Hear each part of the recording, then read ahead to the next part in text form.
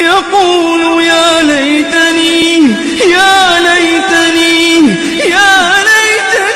قدمت لحياتي، فيومئذ لا يعذب عذابه أحد ولا يوثق وثاقه أحد. يا أيتها النفس المطمئنة،